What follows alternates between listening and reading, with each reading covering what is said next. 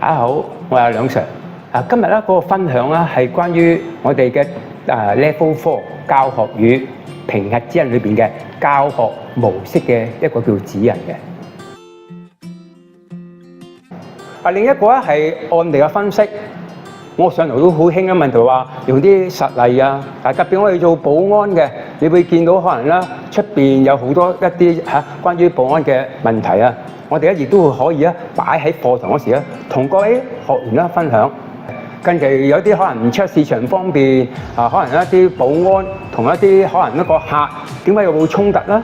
呢個亦都係可以俾啲學員咧能夠了解下呢一啲叫做個案上方面真實嘅一啲叫實戰嘅一個叫經驗嘅。另一樣係一個示範嘅一個叫顯示啦。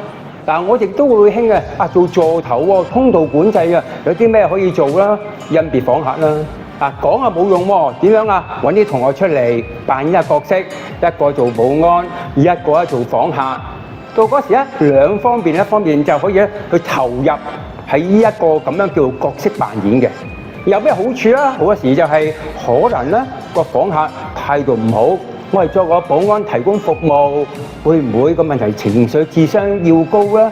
特別可能咧嗰個人送貨氣稠氣喘，哇每頭濕，你仲要叫我擺低身份證咁樣嘅可能咧喺呢段時間情緒可能咧有少少波動嘅。作為我哋一個叫培訓導師，亦都可以用呢啲咁嘅角色扮演，等佢去參與下呢啲咁嘅叫角色扮演，係令到佢有一個投入感嘅，亦都可以幫助佢點樣扮好嗰個角色，或者第日將來讀完咗之後嘅喺個課程裏邊有冇啲技巧可以幫到佢啦。